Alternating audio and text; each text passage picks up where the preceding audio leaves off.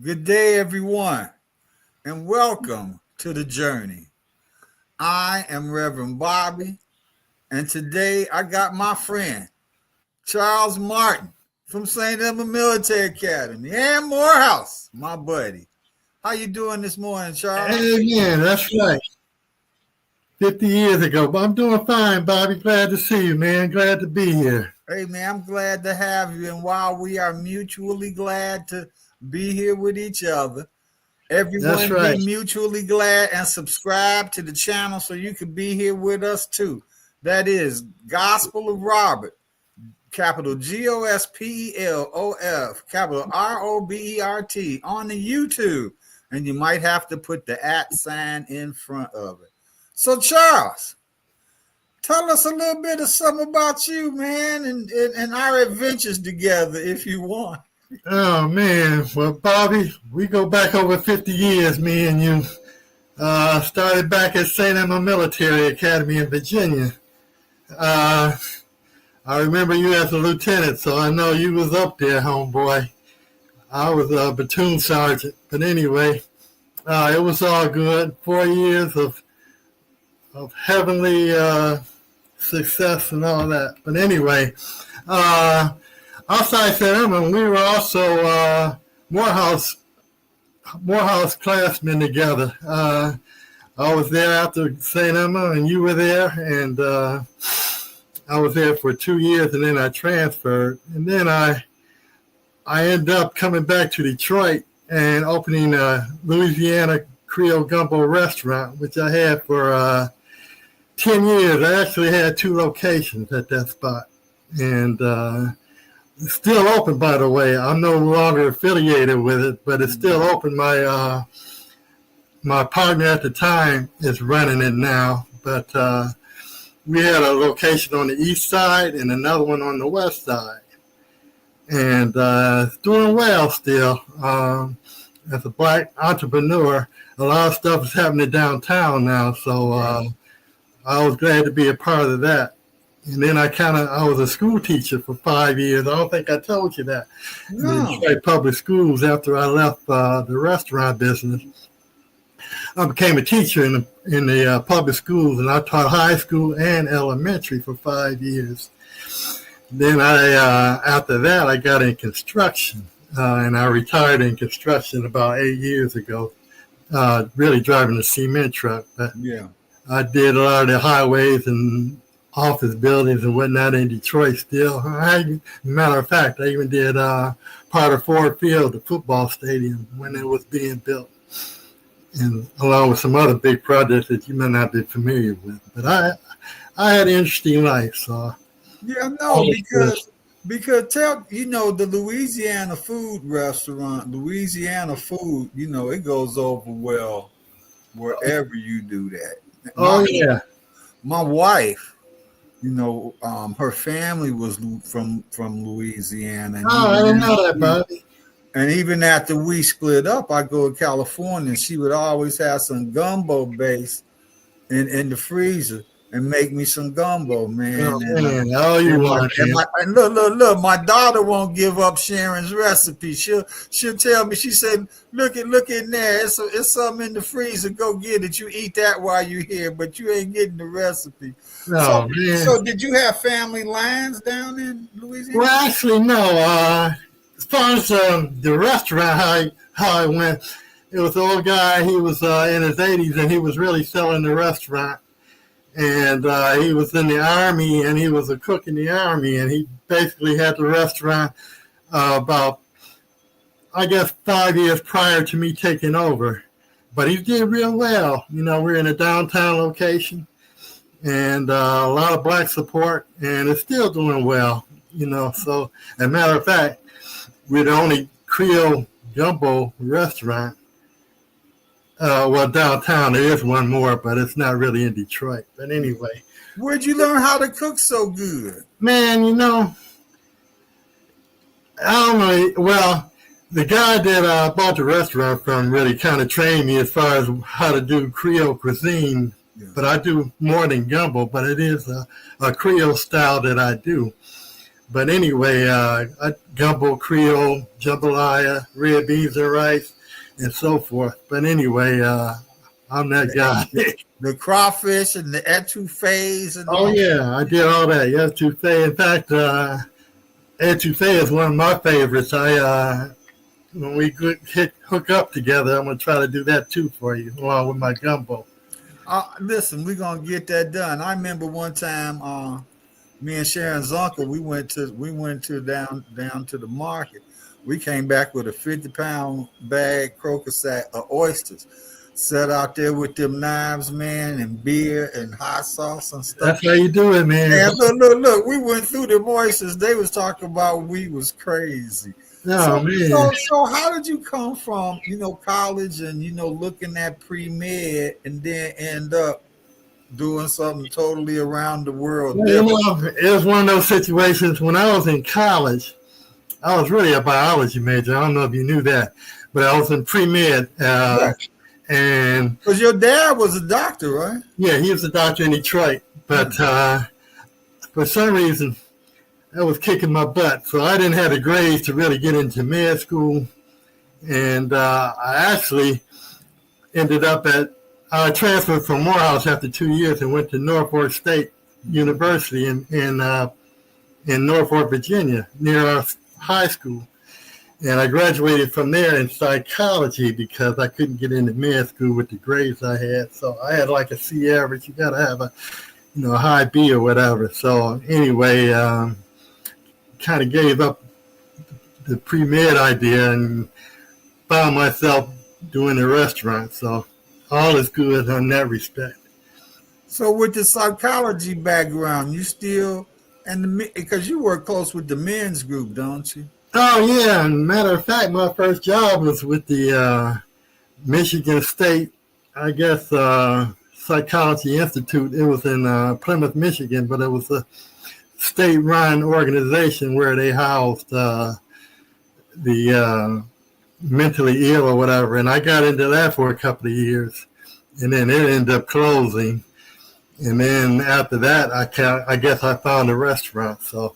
Now, what year did it close? Because I worked at Tinley Park here. Not only do it had mentally ill, and it also had those that they call mentally challenged. But exactly. That's what I said. We used to try to mainstream them and write programs, teach them how to do their shoes and tie their shoes and stuff. Oh, actually, yeah. In fact, I can't say how many. Well, it was 7 buildings where I were, and each building had about maybe 30 or 40 residents, in which they were all, committed by the state mentally. So one thing that I did, I kind of took a small group around, and we did projects around the campus, so to speak, cleaning up and other little projects that we did too. But the ones that could work and were functional.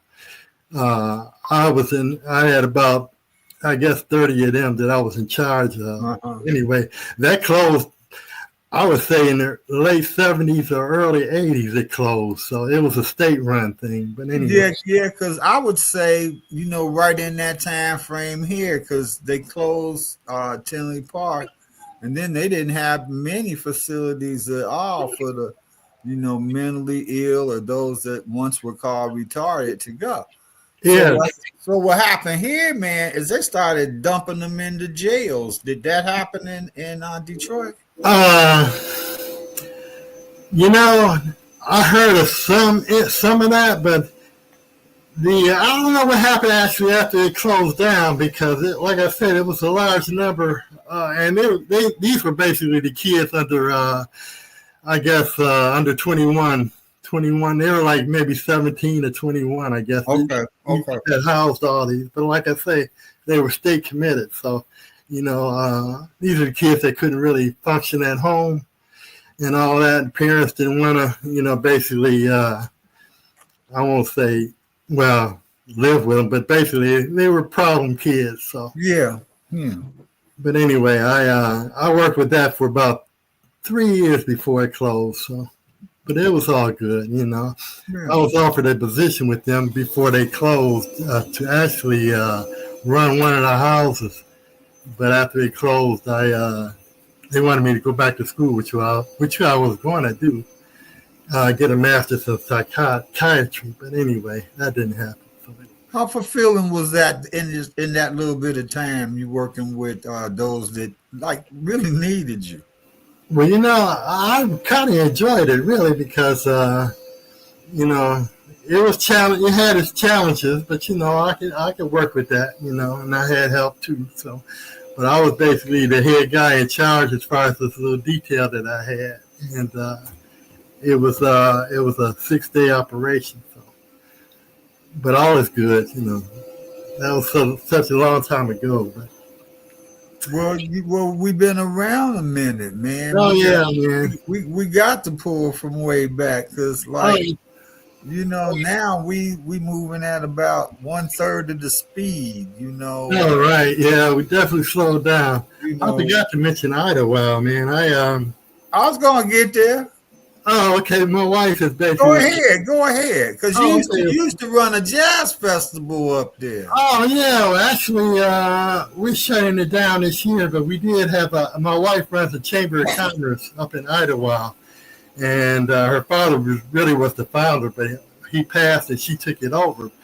But one of the things that he wanted to do was to attract people to Idlewild, so we did a blues and jazz festival every year, and last year was the 12th year, but this year for some reason they want to go in a different direction. But with that jazz festival we had like 2,500 to almost 3,000 people used to come to a free blues and jazz concert that was all day. It ran from like 12 noon to 8 at night. Of course, we had vendors and all that. But they want to put a stop to it this year. So I can't really, I was trying to invite you up, I know, last year to come. But they want to move in a different direction and help the community in a different light. So they want to discontinue that. But I'm sorry they are, because I got contacts and it was really something that people were looking forward to. And like I say, they had charter buses and all these people coming from out of town for this one blues and jazz. Yeah. But I'm going to try to bring it back next year. I don't want to go into the problems that they're having this year, but I'm going to try to bring it back. So anyway. Idlewild is a kind of historic place, isn't it? Oh, yeah. The brothers and the sisters, isn't it? Oh, yeah. Back in the day, that was one of the black resorts that people ran to back in the 40s and 50s as far as big bands and all that. Because, back then, black entertainers couldn't go into the white establishment. Right.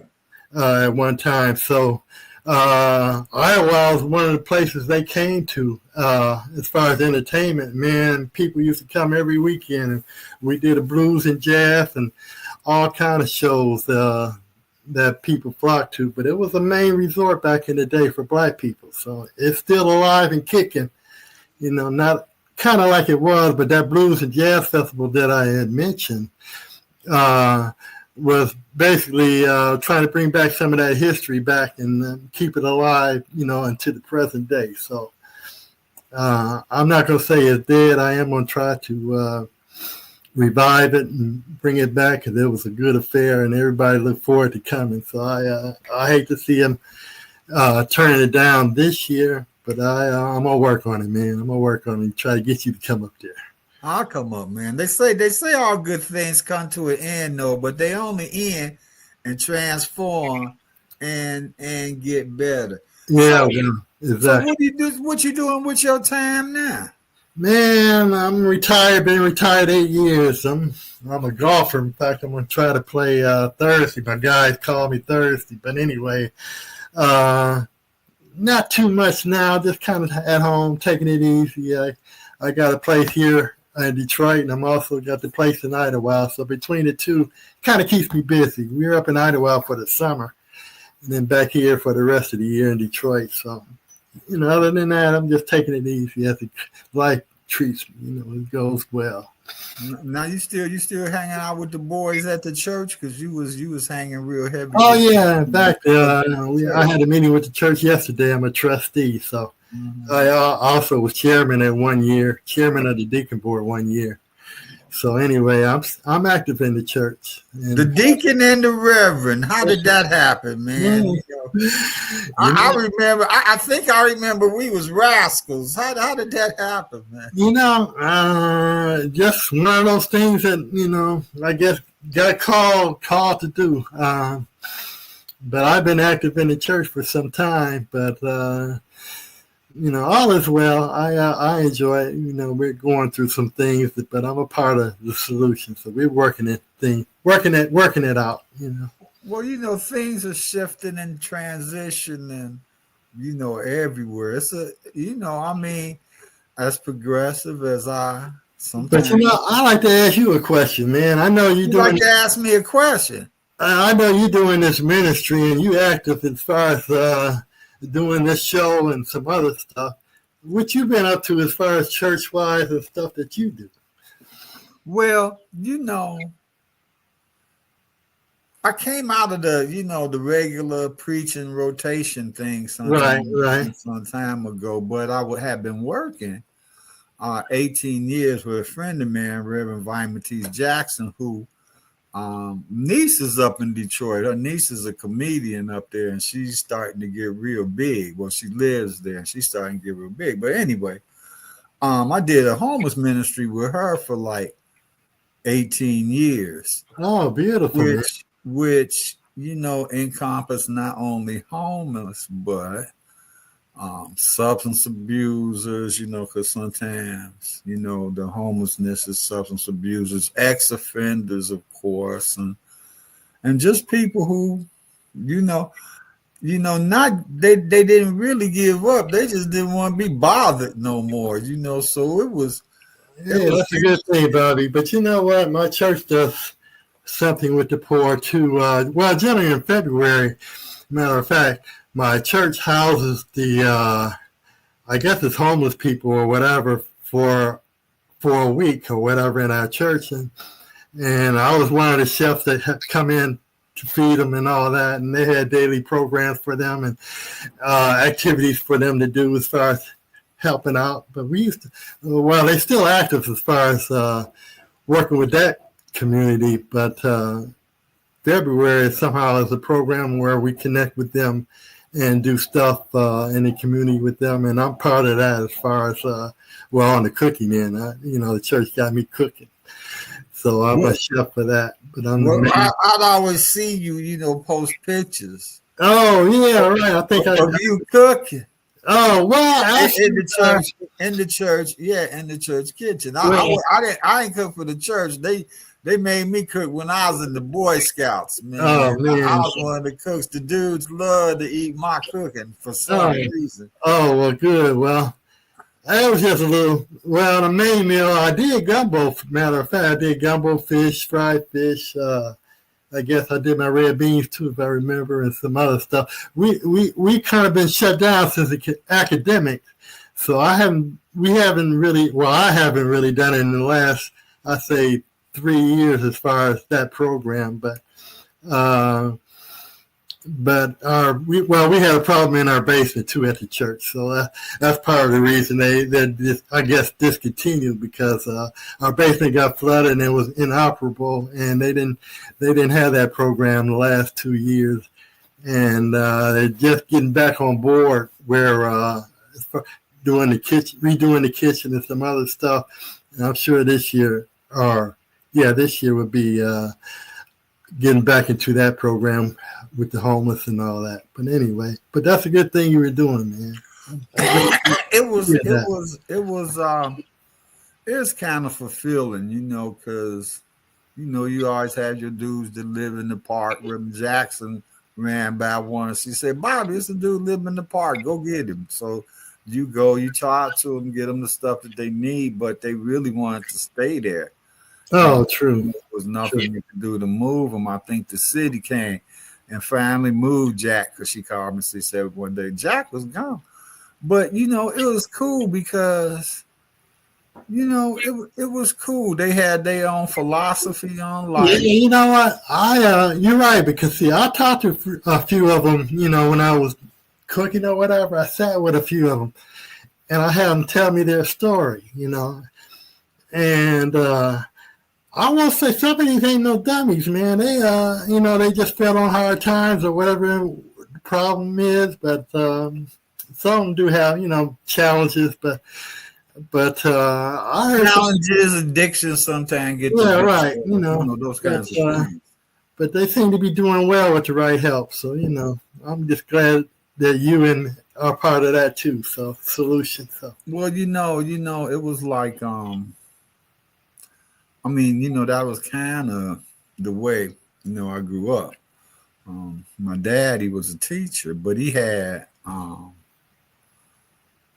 was also disciplinarian at Mosley, which is a social adjustment school here, and Mighty Fiore, which is a social adjustment school before you get, turned over to Illinois Youth Commission before you go to prison. Okay. So it was in that thing.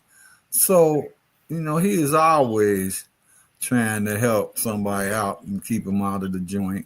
Yeah, beautiful, man. So, beautiful thing. It's it was kind of in my blood. And for me, it's always cool when you help somebody, Oh, yeah. Well, St. Emma taught us a lot about leadership and confidence, where we take the lead on certain things, and I hear a lot of success stories as far as people who went to St. Emma and into other offices and whatnot, whatever they might be into, but they're in prominent high places. And I think St. Emma taught us, not to be afraid, man. You charge when you have to, So I think St. Emma had a lot to do with our character and some of the things that we do, as far as helping people and all that. So, well, it definitely did that because, I guess the discipline with me first started, like in the Boy Scouts and stuff. But in St. Emma, it was, we learned to. Yeah. I wish we could bring some of that characterization back and put them in public schools, the stuff that we went through, discipline and all that. It's needed, man. More schools like that are needed. And I hate to see that St. Emma closed, for one. But nothing really counts to take its place. But anyway, I'm just glad to be a part of it. Yeah. Because me and one of my boys was talking, and I was telling them, I said, we didn't only get a regular degree, we got an agricultural degree because we did agricultural stuff around there. Right. And he was like, really?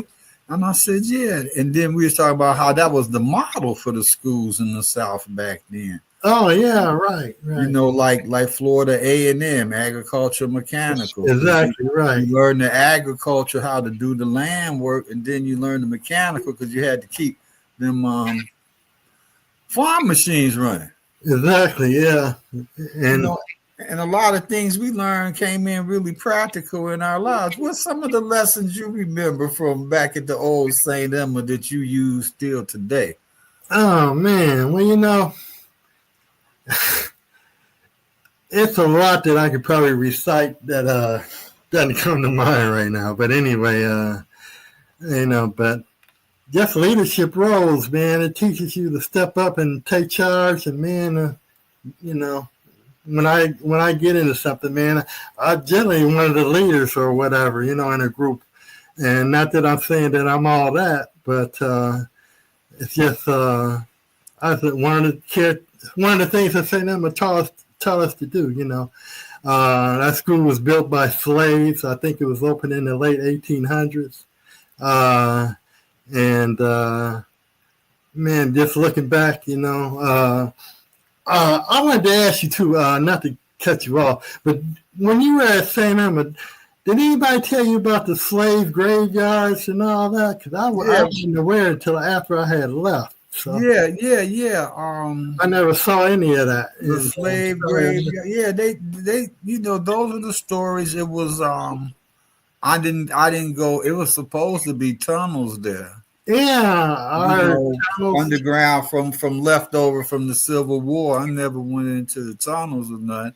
Well, I don't know if they were slave graves, but they was out back that way. You ever go down to the dam? Once or twice, I did. There was some graves out that way. You know, I used to go out there with Oprah Clegg, so he was like an Indian woodsman type. Oh, well, you were with the right man there. Yeah. He passed recently too, man. I heard that, man. I saw a notification. That was my boy. But I used to go out there, so I see some stuff down there. Plus, it was St. Francis de Sales and St. Emma was tied to Sister Catherine Drexel. Right. Who did a lot of stuff, and she founded. I found out she founded Xavier in New Orleans too. Is that right? I never knew. One of my friends went to Xavier, and I was telling her about St. Catherine Drexel at St. But she said, "Well, she founded my school too." I said, "What?" She said Xavier, and she went to this whole historical thing. Man, I never knew that. Yeah. But the thing is, man, you know, as you know, we be the brothers and the sisters, how close everything is. Me and Clinton was talking that it ain't no 6 degrees of separation. This is 0 because everything seems so connected. Have you found that to be true in your experience? Yes, I have. I guess we're at that age now, you know, we're both in our 70s, so a lot that occurred, man. I'm just finding out certain things that I didn't know. Well, I won't say now, but I left St. Emma, and there was more to it than I originally knew about when I was there. And the grave was one of the. That's why I mentioned it. I didn't know if you were familiar with it, but yeah, I never knew about the grave sites and all that. I like to seen that, but anyway, we were kids, man. We were kids. We wasn't really. Yeah, about the historical value. Yeah, we was hiding in the woods at night, going to see the girls. We got and stuff like that. You were teenage, 14 and 19. Yeah, and all those things. And it comes later because I remember we went to see Sharon's brother. He lived in Richmond. Aaron was a baby. One morning I got up, I told Bobby, man, get up, man. I got to go for a ride. He said, where we going? I said, up to St. Emma. Man, look, I went right back to St. Emma just like it was yesterday. At that little gas station, that little raggedy gas station. Right. I knew to turn there. So we turned and went all the way up there. By that time, they had taken the bridge out, so I couldn't get up there, man. Oh, wow. While I was walking around. Sharon's brother was like, what's the matter? I said, man, I became a man up there. Oh, yeah, we all did, Bobby. And I wanted to go back and see, but it was a heck of an experience, man. Oh, man, it was, man. You know, I can't say how important that school was, man. But anyway, rich history. I hope some of your people would look it up, you know, as far as they want to learn more.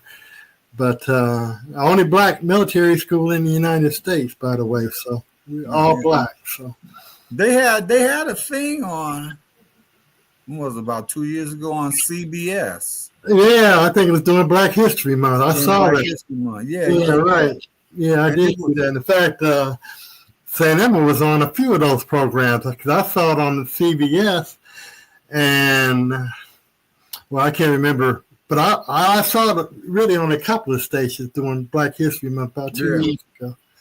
But anyway, you know, if people want to learn more, I guess they have to go to the history books. But that was a big experience for both of us. I know black men. Yeah, the history book, the Black Museum in DC supposed to have some stuff of ours in there too. Okay, well, you know, Richmond, Virginia Museum has a room dedicated to St. Emma, you know. Oh, really? Yeah, they had a reunion last year where in Richmond, Virginia, for St. Emma, and one of the things was a tour to this museum, and they had I guess an exhibit, you know, the uniforms and some of the stuff that we did and all that. And to my knowledge, I believe it's still up in Richmond. But anyway, I know they're also trying to do something in D.C., like you mentioned, at the Black National African American Museum about St. Emma, something on St. Emma there too. I don't know if how far that's coming, but it might be already up and running. I don't know. Well. So, man, as we come to the end of this segment of the journey, I love talking to you, man. Oh yeah, we're gonna be back and forth, I'm sure. We're gonna be back and forth, and you're gonna come and do another one with me, right? I'll be glad to, Bobby. Sure will. Be glad. Good. And so you guys will be here when Mr. Charles Martin comes back to do one. Oh yeah. Subscribe. Oh, Capital. Gospel of Robert. Capital GOSPELOF. Capital ROBERT on YouTube. You might have to put an @ in front of it. And for today, Charles and I both pray, wish, hope, and demand from the universe That's right. that we all live well That's from right. this point on. Oh man, bless you, God Bobby. bless you. Bless Hey, you. Charlie, talk to you soon, okay? Okay, sir. Thanks a lot for the program. I enjoy you, man. You know, we'll get together soon. All right, man. Be good. Thank you, man. Bye bye.